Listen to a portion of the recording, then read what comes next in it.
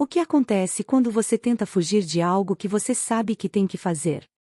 A história de Jonas, um homem chamado por Deus para uma missão impossível, nos ensina muito sobre os desafios de enfrentar nossas responsabilidades, a importância do arrependimento e a incompreensível misericórdia divina. Jonas não era apenas um profeta qualquer, ele foi chamado por Deus para levar uma mensagem urgente para a cidade de Nínive. Mas antes de falarmos sobre a missão que ele recebeu, é importante entender quem era Jonas. Ele não era um estranho para Deus. Jonas era um homem de fé, mas, como qualquer ser humano, ele tinha suas falhas e suas dificuldades em aceitar certas ordens. Ele foi escolhido, e isso já é um reflexo de como Deus muitas vezes escolhe os improváveis para realizar suas obras. Mas qual era a grande missão que Jonas deveria cumprir? Deus pediu que ele fosse até Nínive, a capital da Assíria, uma cidade conhecida por sua violência e por seus pecados. Deus queria que Jonas avisasse os moradores daquela cidade sobre a destruição iminente se eles não se arrependessem de seus erros. E aqui está o primeiro grande ponto. Deus envia Jonas para um lugar onde ninguém queria ir. Nínive não era uma cidade popular, muito menos um lugar acolhedor. Jonas, em sua humanidade, temia o que poderia acontecer lá. Jonas, em vez de seguir o comando de Deus, decide fugir. Ele embarca em um navio com destino a Tarsis, uma cidade no oposto de Nínive, como se pudesse escapar da missão que Deus lhe havia dado. Isso nos leva a refletir sobre como, em nossas próprias vidas, muitas vezes tentamos fugir dos nossos compromissos, responsabilidades ou até mesmo de algo que sabemos que precisamos fazer, mas que não queremos. A fuga de Jonas é uma lição poderosa sobre as consequências de tentar ignorar a vontade de Deus. No entanto, a história não termina com Jonas apenas fugindo. A Bíblia descreve uma série de eventos que mostram como Deus usou até mesmo os elementos naturais para fazer com que Jonas se confrontasse com sua própria desobediência. Um grande vento se levanta no mar, criando uma tempestade violenta, que coloca o navio e todos a bordo em risco. Os marinheiros, vendo que estavam prestes a ser destruídos, começam a lançar lotes e orar a seus deuses. É aqui que vemos Jonas admitindo sua culpa. Ele sabe que a tempestade é causada por sua desobediência. Aqui, ele começa a se dar conta de que não pode escapar do chamado de Deus, por mais que tente. O capitão do navio, desesperado, chega até Jonas, e ele sugere que, para a tempestade se acalmar, ele deveria ser lançado ao mar. E assim ele é, jogado nas águas revoltas. Mas Deus, em sua infinita misericórdia, prepara uma grande criatura marinha, muitas vezes descrita como um grande peixe, mas que poderia ser qualquer grande animal marinho, para engolir Jonas. O que parecia um castigo severo era, na verdade, uma oportunidade de reflexão e arrependimento para Jonas. Aqui, temos outro grande ponto a ser discutido. Os momentos difíceis em nossa vida, muitas vezes, não são um castigo, mas uma chance de reavaliarmos nossas ações e nos voltarmos para Deus. O grande peixe se torna uma espécie de deserto para Jonas, um lugar de introspecção, onde ele é forçado a encarar sua desobediência. Por 3 dias e 3 noites, ele reflete em oração e arrependimento. Esse período dentro do peixe simboliza a necessidade de se afastar da correria do mundo para fazer uma reflexão profunda e real sobre nossas atitudes. Dentro do peixe, Jonas clama a Deus, reconhecendo que ele é o único que pode salvá-lo. Essa oração de Jonas é um exemplo clássico de arrependimento genuíno. Ele se volta para Deus, reconhecendo que foi ele quem fez o mar, o céu e tudo o que há. Ele sabia que a salvação estava em Deus e, mesmo em meio à tempestade da sua própria desobediência, ele clama pela misericórdia divina. Deus ouve a oração de Jonas e, ao 3º dia, faz com que o grande peixe o vomite em terra firme. O arrependimento de Jonas não passa despercebido.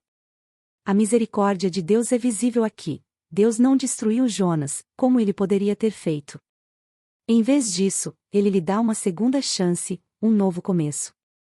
Isso é algo que, muitas vezes, esquecemos. Deus é um Deus de novas oportunidades, e não importa quantos erros tenhamos cometido, Ele sempre nos oferece uma chance de recomeçar. Após ser vomitado na terra firme, Jonas agora tem uma nova perspectiva.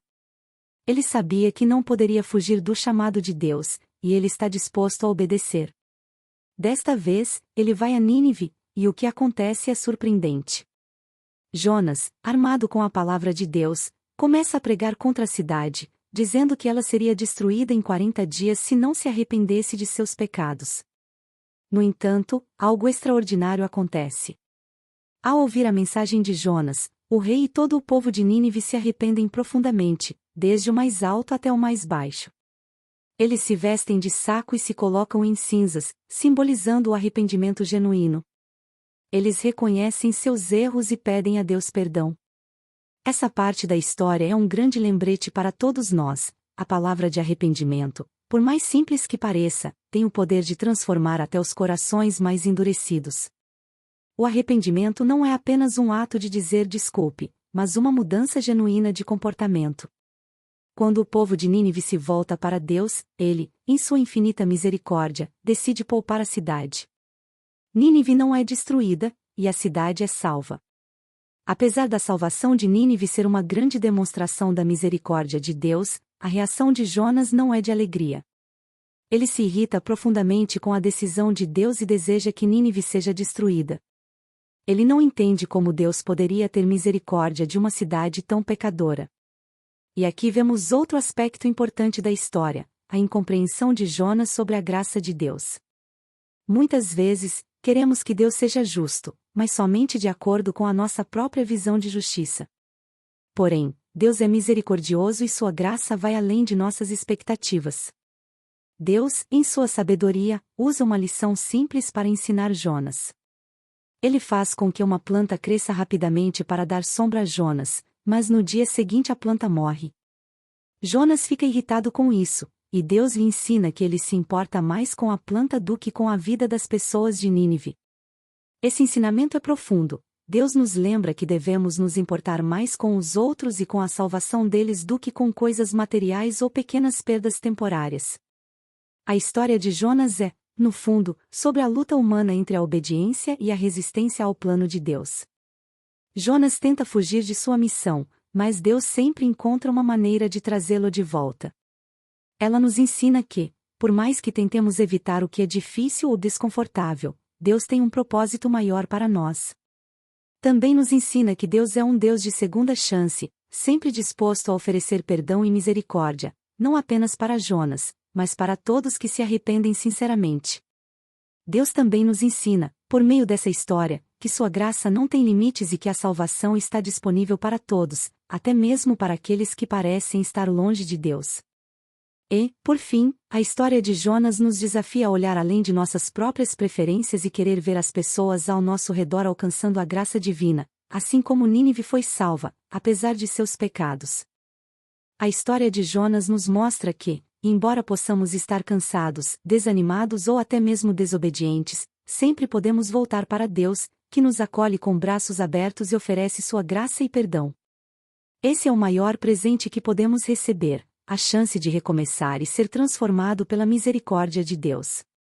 Essa história não é apenas uma lição sobre desobediência e arrependimento. Ela é uma oportunidade para refletirmos sobre nossa própria caminhada com Deus, sobre as vezes em que tentamos fugir de nossos desafios e responsabilidades, e sobre como Deus está sempre pronto para nos dar uma nova chance.